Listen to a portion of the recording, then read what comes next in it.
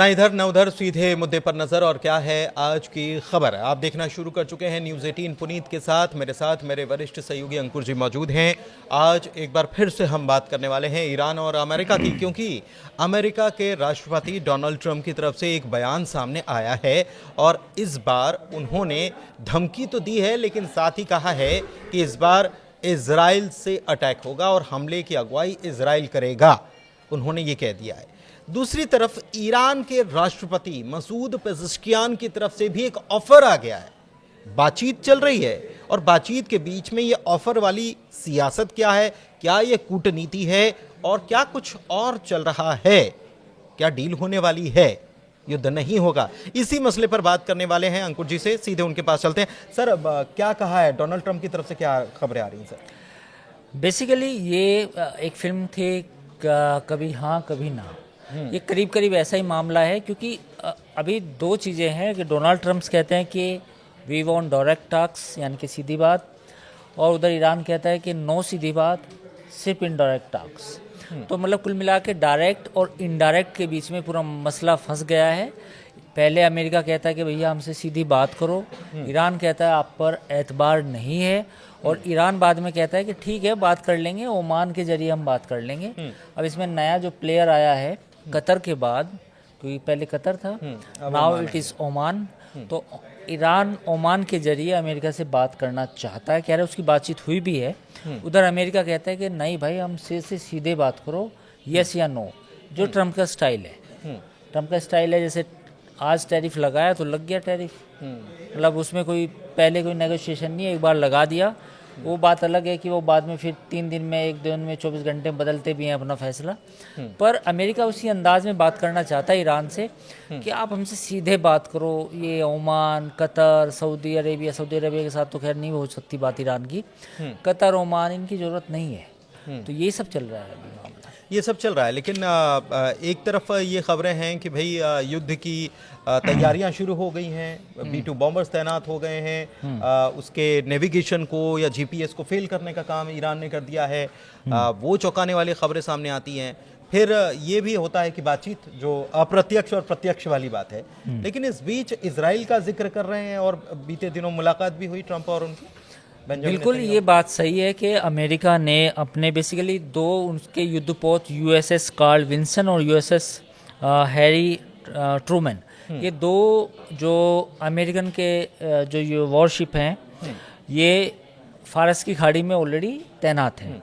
और एक उनका जो डीजो ग्रेसिया, एक उनका एक और बेस है, तो बेसिकली ये इंडियन ओशियन में है ये बेस।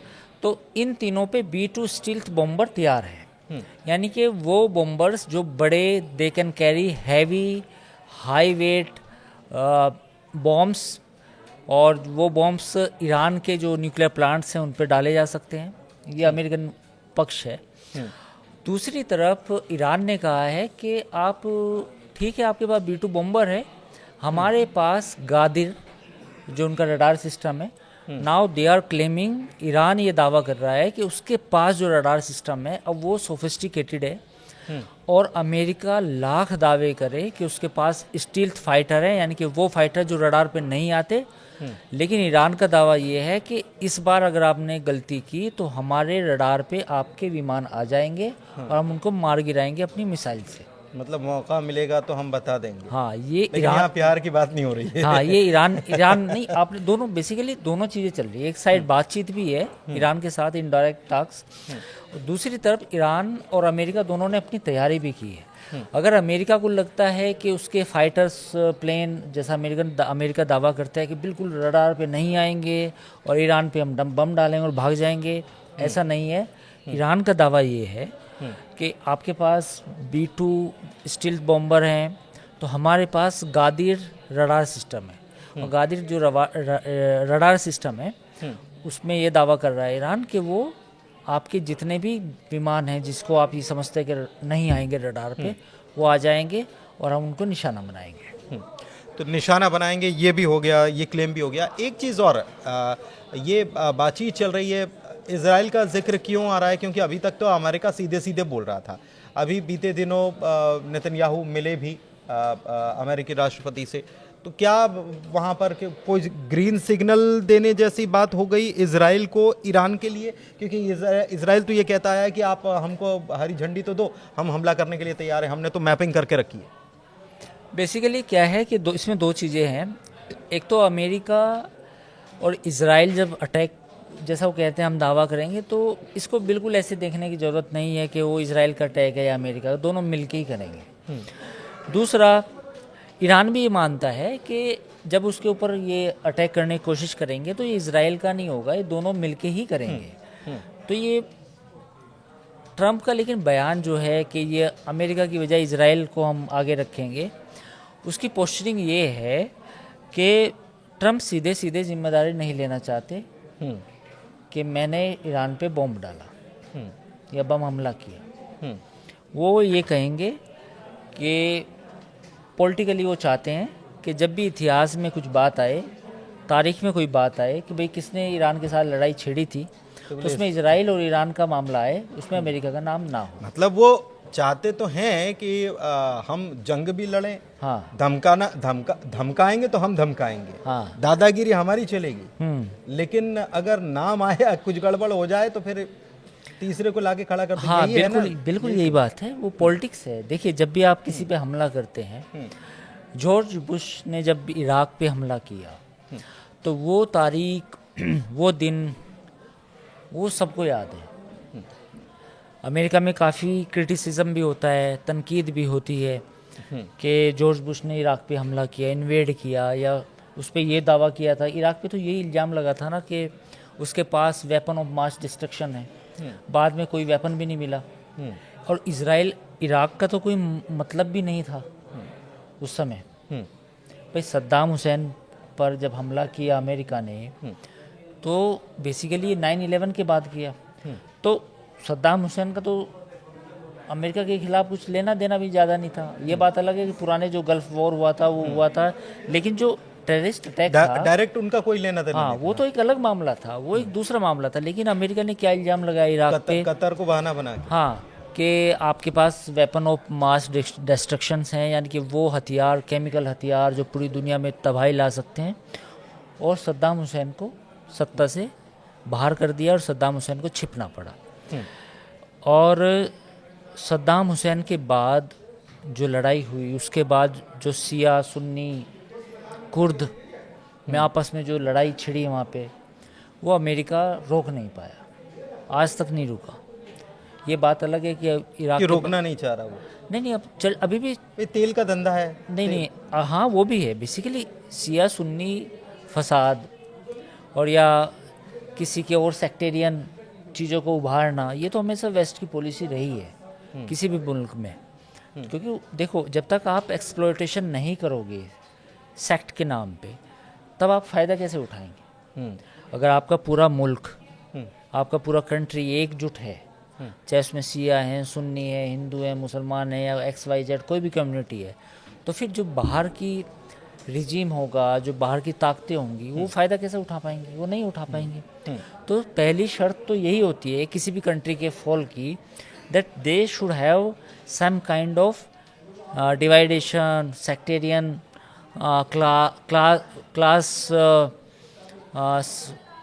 क्लास के बीच में एक वॉर हो, संघर्ष हो वर्ग का, चाहे कैसा भी हो, तभी तीसरा आदमी फ़ायदा उठाता है। तो इराक में ऐसे ही हुआ। तो ये कहानी थोड़ा अलग होगी। मेरा पॉइंट ये था कि वेस्ट हमेशा, या अमेरिका यही चाहेगा कि जो भी जंग हो मिडिल ईस्ट में, उसका नाम ना आए, प्रॉक्सी वही रहेंगे। अफ़गानिस्तान में अमेरिका और रशिया ने उसको अपना लड़ाई का मैदान बना दिया। इराक पे अमेरिका, जॉर्ज बुश ने हमला किया। तो अब डोनाल्ड ट्रंप नहीं चाहते कि उनका नाम आए इतिहास में कि मैंने ईरान पे हमला किया, तो इसलिए शायद उन्होंने इजराइल का नाम लिया है। ठीक है, इजराइल का नाम इसीलिए लिया है। नेतन्याहू क्या कह रहे हैं? क्योंकि मुलाकात हुई, तो वाइट हाउस में मुलाकात हुई, तो क्या वहाँ से हरी झंडी लेकर आए हैं? क्योंकि ये खबर भी आई कि नेतन्याहू इस बात को लेकर भी हैं कि ठीक है, आप कूटनीति से काम कर रहे हो तो कूटनीति से, मतलब पॉलिटिक्स की तो आपने, राजनीति की तो बात कर ली, इसमें कूटनीति का खेल भी चल रहा है। हाँ, बिल्कुल। दोनों बेसिकली जब डोनाल्ड ट्रंप आए, डोनाल्ड ट्रंप और नेतन्याहू दोनों राइट विंग लीडर हैं। जैसे इजराइल में पूरी दक्षिण पंथ जो है वहाँ का, जो यहूदी दक्षिण पंथ है, वो पूरी तरह हावी है। और डोनाल्ड ट्रंप भी रिपब्लिकन पार्टी के नेता भी हैं, अमेरिका के प्रेसिडेंट भी हैं। तो दोनों के बीच में अच्छी बातचीत हुई उनके हिसाब से। और जो इज़राइल और अमेरिका के बीच में जो बॉन्डिंग है वो बढ़ेगी इससे, यानी कि इज़राइल को और हथियारों की सप्लाई मिलेगी, पैसा मिलेगा। तो उसके बाद जो भी जंग होनी हो है या जो भी कोई मामला और ख़राब होना है मिडिल ईस्ट में, वो होगा। एक चीज़ और है कि 2015 में जो ये डील हुई थी ईरान, तमाम मुल्कों की, अमेरिका, इसमें से अमेरिका बाहर निकल गया। 2018 में ट्रंप जब आए तब निकल गया। और ये कहा जाता है कि नेतन्याहू ही मनाने में लगे थे कि बोले ये काम की डील नहीं, निकल जाओ। और ट्रंप, क्योंकि एक जैसी विचारधारा के लोग अगर आ जाते हैं तो वो डील, और अब उसी डील के ऊपर चाहते हैं ट्रंप भी काम करना। ये क्या चीज़ें हैं, ये मैं समझ नहीं पा रहा हूँ कि ये क्यों ऐसा हो रहा है। फिर से आप अपना सवाल रिपीट कीजिए। मैं 2015 में जो ये डील, जिस डील के बारे में आप ट्रंप चाहते हैं, 2015 में ये डील हुई तो 2018 में ये डील ट्रंप ने ये कह दिया कि भाई ये बेकार की बात है। खबर ये भी है कि नेतन्याहू उस वक्त ट्रंप को इस बात को मनाने में कामयाब हो गए कि साहब ये बेकार की डील आप बार हुई। ठीक है, समझ। तो अब ट्रंप ये चाह रहे हैं कि ये डील फिर से हो जाए। बेसिकली 2015 में ये बात सामने आई थी। बेसिकली मैं आपको बताऊं कि पिछले 10 सालों में ये मुद्दा जो ईरान का है यूएन में भी डिस्कस हुआ, यूएन सिक्योरिटी काउंसिल में हुआ, फिर इसमें IAEA यानी इंटरनेशनल एटॉमिक एनर्जी एजेंसी, उसको इन्वॉल्व किया गया। तो ये दोनों IAEA के जो अधिकारी थे 2005 से लेके 2015 तक उन्होंने ईरान के जितने भी परमाणु संयंत्र थे, जो प्लांट्स थे, उनका दौरा किया। फिर 2015 में जब ये समझौता हुआ तो एक सहमति मोटी मोटी ये बनी उस समय कॉन्फिडेंस बिल्डिंग मेजर्स के तहत कि ईरान लिमिटेड मात्रा में करेगा, बता के करेगा कि कितना यूरेनियम इनरिचमेंट करना है, और वो केवल अपनी एनर्जी सिक्योरिटी के लिए करेगा। लेकिन बिजली बनाएगा, दूसरे काम करेगा, हथियार नहीं बनाएगा। लेकिन इजराइल, जब ये समझौता हुआ उसके बाद 2018 में और 2018 के बाद इजराइल ने वेस्ट को ये बताया कि ईरान जो है, जो आपने उसको ढील दी है वो गलत है और अमेरिका को इससे पीछे हट जाना चाहिए समझौते से, और ईरान परमाणु हथियार बनाएगा। अब इस सपोर्ट में इजराइल ने क्या किया? इस सपोर्ट में इजराइल ने जो ईरान की लेबोरेटरी थी, परमाणु संयंत्र जहाँ पे उसके डॉक्यूमेंट्स थे, उसमें इन्वेड किया। मोसाद का अटैक हुआ, साइबर अटैक हुआ मोसाद का, और वो प्रीसियस डॉक्यूमेंट्स जो परमाणु कार्यक्रम के लिए तैयार होते हैं, साइंटिफिक डॉक्यूमेंट्स, वो डिटेल्स बाहर निकाली और वो डिटेल्स पूरी दुनिया को दी, जिसमें अमेरिका भी है, यूनाइटेड सिक्योरिटी काउंसिल भी है। और दुनिया को ये बताने की कोशिश की कि जो आपने 2015 का समझौता किया है वो बिल्कुल बेकार है और परमाणु हथियार बना लेगा 2020 तक। ये इजराइल ने उस समय दावा किया था। उसके बाद इजराइल ने, मोसाद ने, जैसा आरोप लगते हैं मोसाद पर कि मोसाद ने ईरान के 2-3 परमाणु वैज्ञानिकों को भी उनके ऊपर भी टारगेट किया, उनको मारा। और वो कैसे मारा कि एक ऑटोमेटिक मशीन गन थी, एक गाड़ी में थी, वो बस के ट्रक के ऊपर थी और वो सैटेलाइट से कनेक्ट थी। उस सैटेलाइट के जरिए उस वैज्ञानिक को मारा गया। और वो जो 2-3 वैज्ञानिक थे जो हत्याएं हुई तेहरान में और बाकी जगह जो भी परमाणु संयंत्र हैं, वो टॉप वैज्ञानिक थे तेहरान के।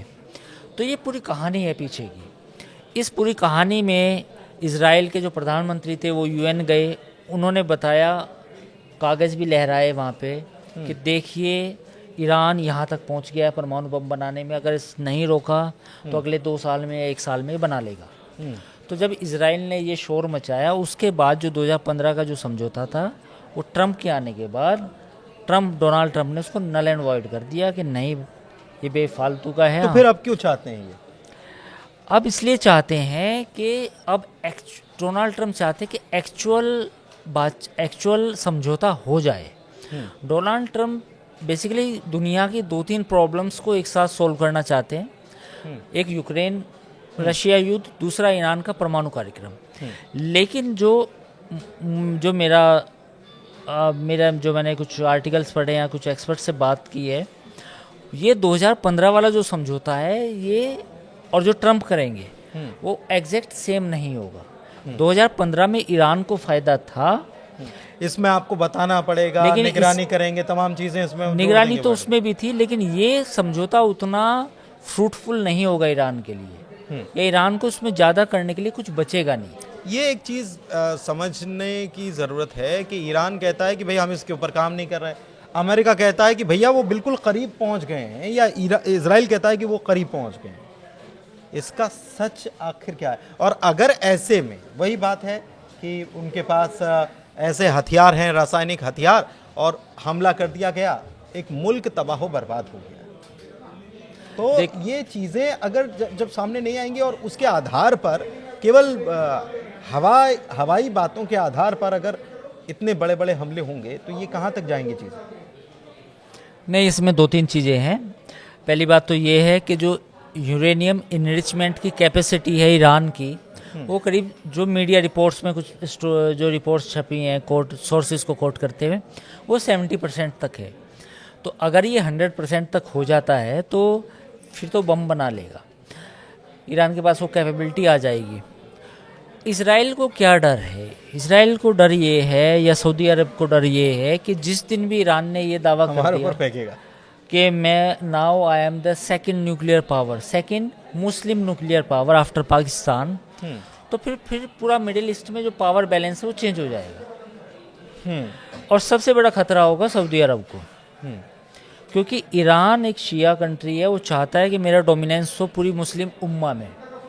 और सऊदी अरब जो एक सुन्नी वहाबी कंट्री है, उसको फिर वहाँ पे जो उनकी सत्ता है, उनकी इंटरनल पॉलिटिक्स है, तो उनको लगता है कि Iran if become more powerful, more bigger, then it can also be a threat for the Saudi Arabia too. तो सऊदी अरब को भी दिक्कत है, इजराइल को तो है ही, क्योंकि इजराइल को तो खुली धमकी देते हैं कि हम आप साफ कर देंगे आपको। तो इजराइल और सऊदी अरब और फिर लास्ट में दुनिया का फिर बचता अमेरिका, तो ये पूरा डायनामिक्स चेंज हो जाएगी। तो यही वजह है कि इस बार डोनाल्ड ट्रंप ये चाहते हैं कि मेरे कार्यकाल में ये मसला हल हो। मैं 4 साल हूँ, मैं 4 साल में इसे सुलटाऊंगा। और कैसे सुलटाएंगे वो एक अलग बात है भाई, वो बातचीत से सुलट सकता है मसला, वो समझौते से सुलट सकता है, जो 2015 के समझौते की बात आप कह रहे, या फिर दोनों में लड़ाई से सुलटेगा, कोई भी जीते। लड़ाई से सुलटेगा। लेकिन इस बीच मसूद पेज़ेश्कियान जो वहाँ के राष्ट्रपति हैं वो कह रहे हैं welcome America, please come invest, आइए हमारे यहाँ इन्वेस्ट कर लीजिए। ये इस दौर में जब मतलब धमकीबाजी चल रही हो, इतने बम गिराएंगे, उतने बम गिराएंगे, इसने वहाँ तैनाती कर दी, यहाँ तैनाती कर दी, इस बीच वेलकम अमेरिका। और खामनेई को भी दिक्कत नहीं है, उन्होंने ये भी कहा। नहीं, खैर अभी ये थोड़ा से कॉन्ट्राडिक्टरी है, अभी इस पर टिप्पणी करना इतना आसान नहीं है। किस कंटेक्स्ट में कहा, या उन्होंने एक कॉन्फिडेंस बिल्डिंग मेजर के तहत ये बयान दिया, ये सोचना होगा। क्योंकि अमेरिका निवेशक आए यहाँ पे निवेश करें, वो ठीक है, उन्होंने बयान दिया, शायद उनके मन में ये हो कि अमेरिका और ईरान के बीच में डायरेक्ट बातचीत हो जाए, या फिर डायरेक्ट बातचीत ना हो, जो ओमान के ज़रिए कुछ हो रहा है उसमें थोड़ी सी तेज़ी आ जाए। तो वो शायद इसलिए बयान दिया हो, क्योंकि देखो जब दो कंट्री आपस में बात करते हैं तो पहले अविश्वास होता है, मुझे आप पे भरोसा नहीं, आपको मुझ पे भरोसा नहीं, तो मैं कुछ बातें ऐसी कहूँगा जो आपको अच्छी लगेंगी। क्या ये पुनीत जी आपके पास मोटरसाइकिल नहीं है, आप मेरी मोटरसाइकिल यूज़ कर लीजिएगा, आपके पास कार नहीं है, मेरे वाली कार ले जाइएगा जब आप छुट्टी पे जाएंगे, है ना। या आप मुझे कहे कि अरे आप क्यों टेंशन लेते हैं, मेरा एक होटल है वहाँ पे, आप मेरे होटल में जाके घूम के आइए।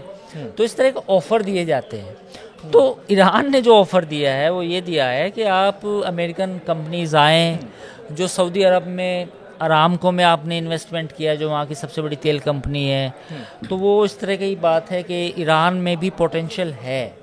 Iran is also fourth largest oil producer country in the world. चौथा सबसे बड़ा मुल्क है जो जिसके पास तेल इतना और है, तेल का क्वालिटी भी अच्छा है। हाँ। तो वो इसलिए चाहते हैं कि आप आए, क्यों लड़ाई झगड़ा कर रहे हैं, शायद ये कॉन्फिडेंस देने के लिए। लेकिन एक्चुअल बात क्या होगी, क्या एक्चुअल अमेरिका की बात ईरान मानेगा या ईरान की बात अमेरिका मानेगा, ये तो बातचीत शुरू हो तभी पता चलेगा। बैक चैनल डिप्लोमेसी कुछ कुछ बातें तो चल रही हैं ओमान के जरिए कि लीजिए हम इस पे बात कर लेंगे, अमेरिका कह रहा है कि नहीं पहले ये करके करिए, इस पे बात करेंगे हम पहले। लेकिन अभी आप क्या और होगा? हम दोनों ने समिट जो अटेंड किया राइजिंग भारत, जेफरी सैक्स जो है उन्होंने एक बड़ी दिलचस्प बात की, उसके बारे में मैं कहना चाह रहा हूं कि उन्होंने ये कहा कि उनका डॉक्ट्रिन है सेक्स डॉक्ट्रिन, सेक्स डॉक्ट्रिन, और उन्होंने कहा कि अगर अमेरिका आपसे दुश्मनी करता है तो वो तो एक अलग बात है, लेकिन दोस्ती करता है तो थोड़ा और ज़्यादा संभल के रहने की ज़रूरत है। आपको इस्तेमाल ये किया शायद जा ऐसे ही है कि आमतौर पे ये कहा जाता है, हाँ, मतलब अमेरिका से दोस्ती भी बुरी, ऐसा मतलब ये उनका कहना है, मेरा मत नहीं है। लेकिन हाँ देखो, उसमें उन्होंने वर्ल्ड पूरी डायनामिक समझाई है कि अब जो है मौजूदा चीज़ें वो अलग अलग लेवल पे है।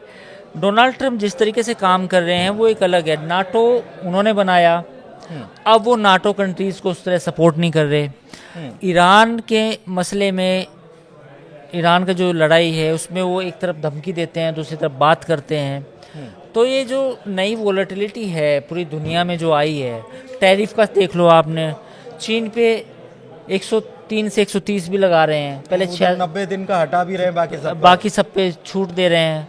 तो वही बात है, it's a highly volatile world, पूरी दुनिया अजीब सी है, सब लोग अपने अपने हितों को लेके अपनी अपनी जो सोच है उसको हावी करते हैं। तो मुझे लगता है कि जो ये डॉक्ट्रिन है उनकी कि अमेरिका से दोस्ती और दुश्मनी दोनों ही मुश्किल है, उसकी वजह यह है कि अमेरिका की जो महत्वाकांक्षा है और अमेरिका में जो रिसेंटली पॉलिटिकल डेवलपमेंट हुआ है उसमें व्यक्तिगत महत्वाकांक्षा भी उनके कंट्री के नैरेटिव या कंट्री के इतिहास पर भारी पड़ रही है। चलिए ठीक है, बहुत शुक्रिया इस चर्चा को करने के लिए। बहुत सारी चीज़ें हमने यहाँ पर साफ की है और नए जो डेवलपमेंट्स हुए हैं वो आपने समझे कि किस तरीके से बदलाव होते जा रहे हैं। अब ये कूटनीति से, राजनीति से मसला सुलझेगा या युद्ध नीति यहाँ पर अपनाई जाएगी, और युद्ध नीति अपनाई जाएगी तो जवाब कैसे ईरान देने वाला है, क्योंकि एक बार तो एक ट्रेलर दिखाने का काम किया जा चुका है। वो जीपीएस की खबर आई कि जीपीएस जो है